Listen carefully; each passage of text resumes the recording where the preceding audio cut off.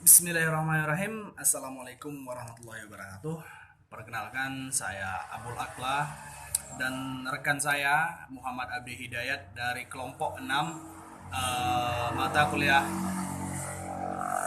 Sejarah Islam akan sedikit membahas tentang hmm, periodisasi dinasti Abbasiyah tahun 750 sampai dengan tahun 1258 Masehi.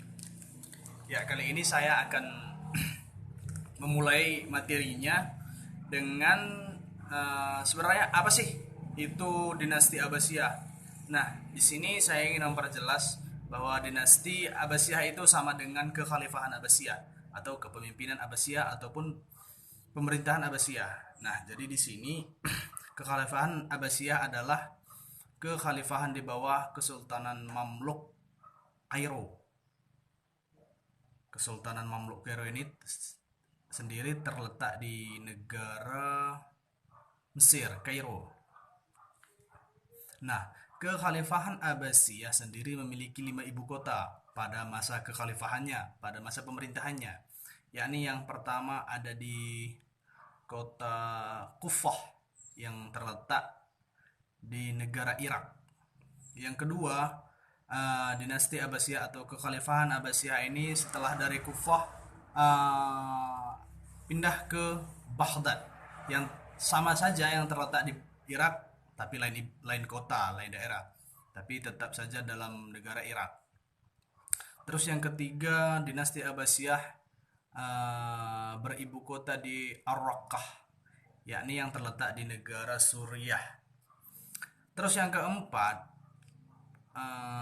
dinasti atau kekhalifahan Abbasiyah ini terletak di Samara yang terletak di Irak juga, di kota di negara Irak. Dan yang terakhir, dinasti atau kekhalifahan Abbasiyah ini terletak di Kairo, yakni Mesir, negara Mesir tentunya. Kekhalifahan Abbasiyah ini menggunakan bahasa sehari-hari atau bahasa yang lazim yang digunakan oleh setiap masyarakatnya yang ada dalam kepemerintahan Abbasiyah ini menggunakan bahasa Arab. Sama dengan seperti kita di Indonesia menggunakan bahasa Indonesia tentunya. Karena itu adalah bahasa nasional di dalam suatu negara. Dalam kekhalifahan Abbasiyah sendiri itu banyak sebenarnya agama, namun agama yang mayoritasnya itu adalah agama Islam. Karena ini juga negara Islam tentunya. Di Timur Tengah itu negara Islam, lebih banyak bermayoritas agama Islam kan begitu. Pada masa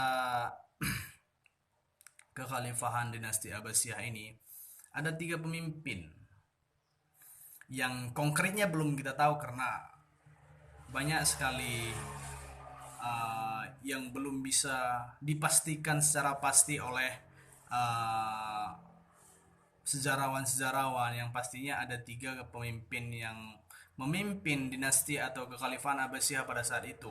Yang pertama ada Asyafah, itu di tahun 750 sampai 594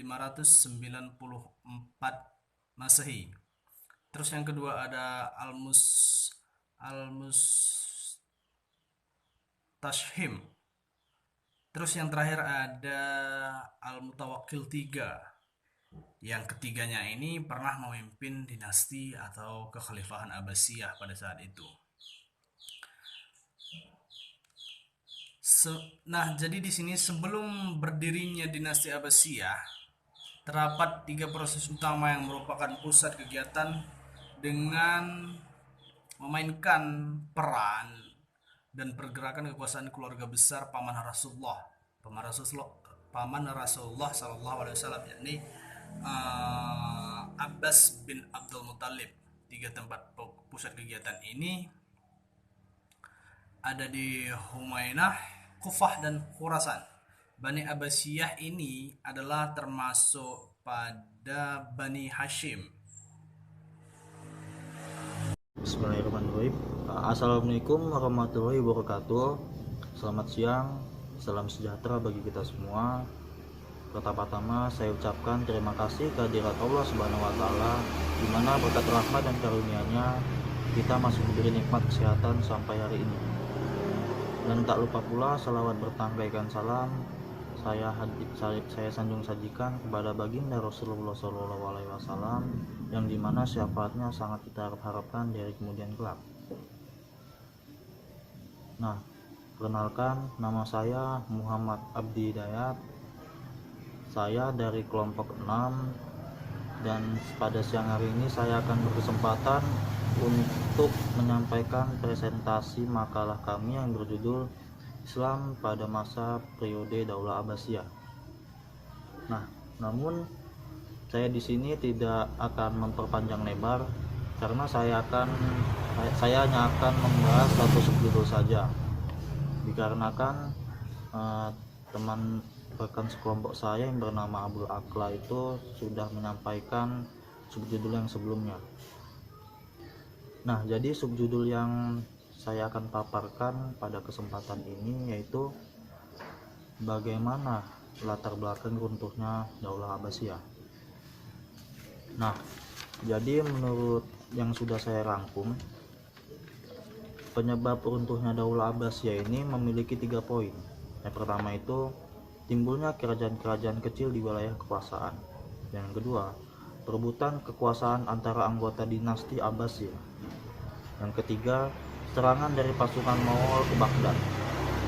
Nah, kita masuk yang pertama, timbulnya kerajaan-kerajaan kecil di wilayah kekuasaan.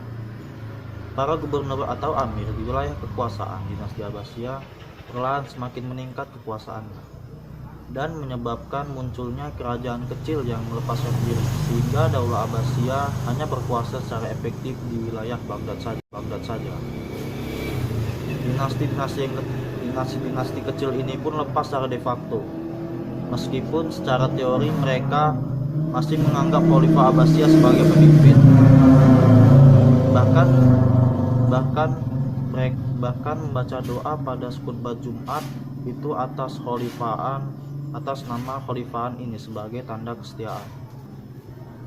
Nah, adapun dinasti yang melepaskan diri dari Daulah Abbasiyah ini misalnya, yang pertama itu dinasti Aghlabiyah di Indonesia dan dinasti Samaniyah di Asia Tengah. Yang kedua, perebutan kekuasaan antara anggota dinasti Abbasiyah. Di antara anggota dinasti Abbasiyah terjadi perebutan kekuasaan dan posisi sebagai khalifah. Perebutan jabatan khalifah ini diperparah dengan persaingan antara faksi-faksi di Baghdad, seperti kelompok pasukan Turki serta para bangsawan Persia dan Arab. Peperangan ini terjadi saat Al-Musta'in dipilih menggantikan khalifah sebelumnya, yaitu Al-Mustansir pada tahun 862. Nah, hal ini menyebabkan perlawanan dari saudara Al-Mustansir yang bernama Al-Mustaz. Perang saudara ini berkecamuk antara Al-Mu'taz yang berbasis di Samara dan Al-Mustansir yang berbasis di Baghdad. Meski Al-Mu'taz berhasil merebut kekuasaan, peperangan ini memporak-porandakan basis kekuasaan dinasti Abbasiyah di Irak dan juga menghancurkan wibawa mereka. Yang ketiga, yang terakhir, serangan dari pasukan Mongol ke Baghdad. Nah, jadi karena lepasnya wilayah-wilayah kekuasaan tadi menyebabkan melemahnya Khalifah Abbasiyah secara militer. Nah, akibatnya dinasti Abbasiyah tidak berdaya saat Kaisaran Mongol menyerang pada tahun 1258 yang dipimpin oleh Hulagu Khan, serta menghancurkan kota Baghdad dan menewaskan khalifah yaitu yang bernama Al-Mustashim. Nah, mungkin itu saja pemaparan yang saya sampaikan. Lebih dan kurang saya mohon maaf, dan tak lupa kepada teman-teman untuk supaya tetap berada di rumah, jaga kesehatan dan tetap santuy. Dan silahkan like, komen, dan subscribe video saya, karena itu semua akan mempengaruhi nilai presentasi kami. Langsung saya tutup, mohon maaf atas segala kurangan. Wabillahi taufiq wal hidayah. Wassalamualaikum warahmatullahi wabarakatuh.